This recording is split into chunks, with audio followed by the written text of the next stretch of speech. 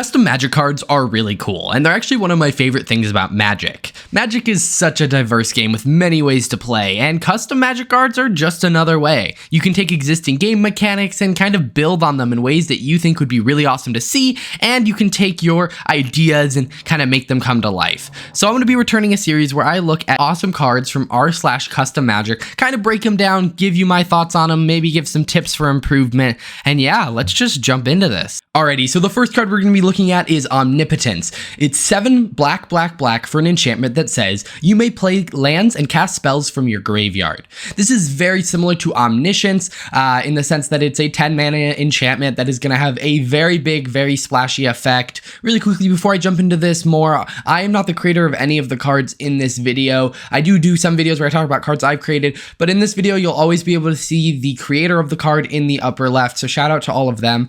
I think this is actually a really cool idea. Omniscience is a very, very interesting card to me in the fact that you don't want to ever really pay for it, but you want it to be on the field. So I think that's a really interesting dynamic. And so I think if you could give each color one, that could be really, really interesting. So black has Omnipotence, green could have something like Omnipresence, and I'm sure you could find one for each color. That could be a really interesting thing to maybe see in like a Modern Horizon style set. Either way, really, really awesome. I love completing cycles. It's actually a video I'm considering doing soon where I take a look at cycles or individual cards and make cycles out of them that go across other colors. Take for example, Rhystic Study, Smothering Tithe, Kazul, those 3 cards. If you could complete the cycle on those, that'd be kind of interesting as well.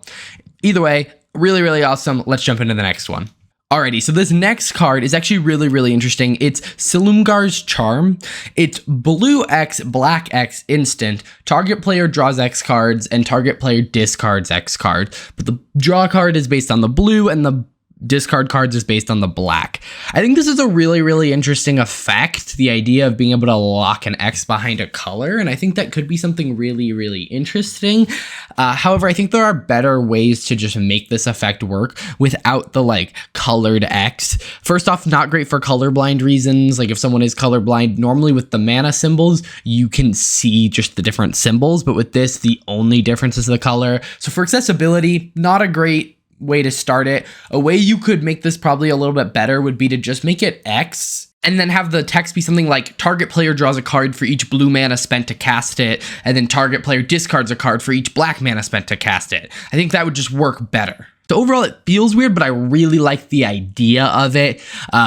Outside of accessibility, if they could maybe find a way around that, like a blue /X, but that's not exactly how it would work either. I'm not necessarily sure. I like the idea of modal spells and X spells. Those are some of my favorite kind of cards to design and to play in Magic because they are so versatile, and that's where you really get the decision making. Like a good Magic player will show that they are good in their choices that they make, and X spells and modal spells give you those choices, and I think being able to have more of them in the game by being able to balance them easier with effects like this could be really good. Even if a card didn't care about having 2 different colors of X, think about like a Hydra that enters the battlefield with twice X +1/+1 counters, where X is the number of green mana spent to cast this spell, for example. Now you're locking it into like specifically green mana, and so you can maybe push it a little bit further because now things like Soul Ring and Commander, it's not going to be able to feed into it, and then that makes deck building a little bit more interesting, and your choices, you have to think about that a little bit more, and I actually really like that idea. Alrighty, the next card we have is Hideous War Crime. It's white, black for a sorcery, and it says destroy all artifacts and creatures. They can't be regenerated. And that would be horribly overpowered. 3 mana, just not only destroying all creatures, but also destroying all artifacts. That would just be a better Wrath of God, a better Damnation. Yes, it's both colors, but would be a really powerful spell. But then it says, at the beginning of your upkeep, if Hideous War Crimes is in your graveyard, it deals 3 damage to you. I think this is really, really interesting.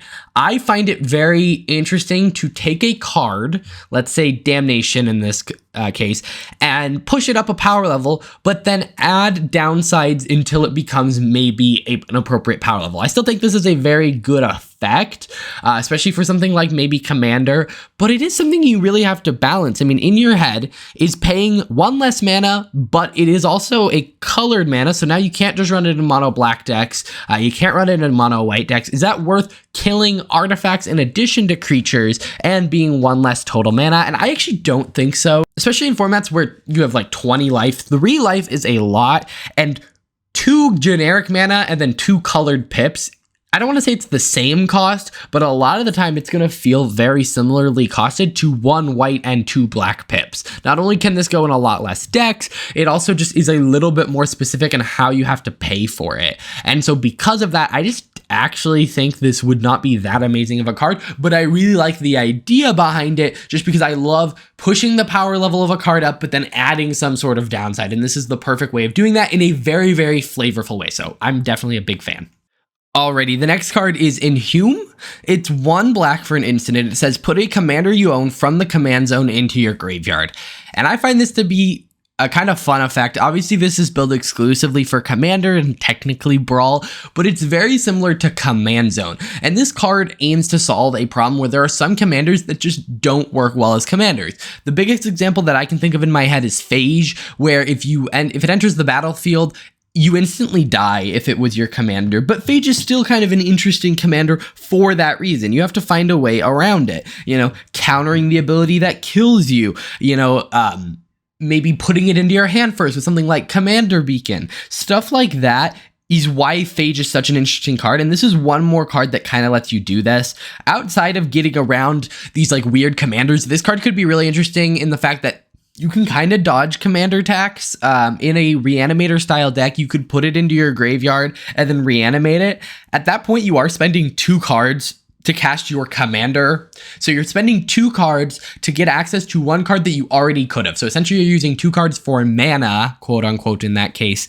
And I don't think that's necessarily as good unless you are doing something where it's getting around an effect. I actually don't think Commander Beacon is that good of a card either. It really should only be used in those decks where you're trying to get around some sort of restriction. But overall, I like effects like this as it allows cards that don't necessarily see a lot of play to see play. And that's personally another one of my favorite things to do, is to take cards that aren't good and for some reason make them good. This makes deck building cheaper, as oftentimes those cards are really cheap, and leads to an interesting strategy where you're using cards you haven't used before. Anyone can build a blue-green good stuff deck, but can anyone build a, black-white, I'm putting my commander in the graveyard and then reanimating it deck? That's a lot more specific, a lot more niche, and I really like that. Alrighty, so our next card is Reckless Flames, and I think this is my favorite one on the list. It's red for an instant, and it says, Reckless Flames deals 8 damage to target creature or planeswalker. Excess damage is dealt to you.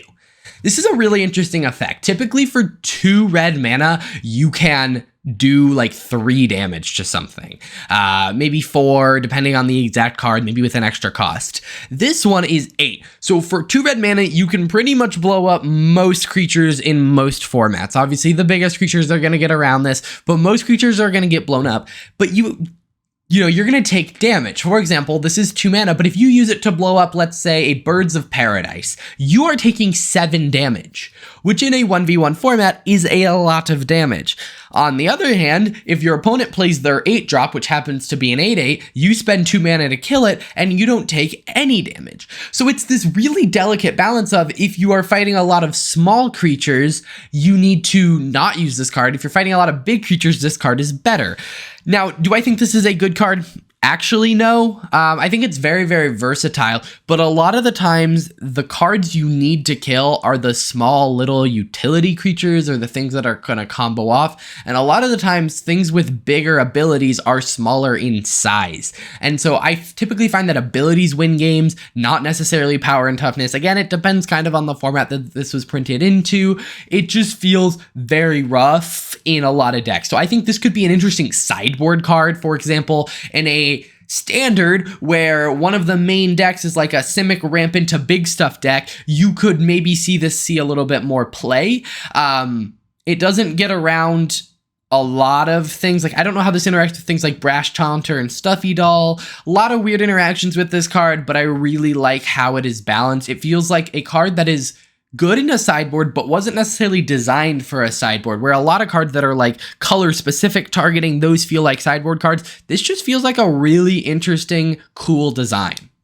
Alrighty guys, those are the custom cards I am talking about today. I do have a little bit more to say. First off, if you want to check out some more custom cards content, my channel does a lot of that. A lot of it is older stuff, so it's going to be produced slightly differently. But if you want to check that out, I actually have a playlist on my channel that will be the end card here, so you can see all of that. You can also see my playlist of Magic the Marveling, which is Marvel-inspired custom cards, which are really cool. The other thing, if you want to check out these cards and give them, a look on Reddit, I'm going to leave a link to all 5 of the Reddit post in the description down below so that you can go check out those, check out the comments on it. And then the last thing, if you have any thoughts on these cards, anything I maybe missed, any disagreements with how I rated cards, let me know in the comments down below. I'd love to see your feedback. I will be down there replying to comments. So yeah, I'm really excited to get back into custom Magic and just Magic in general. So I will see you guys in the next one. Bye.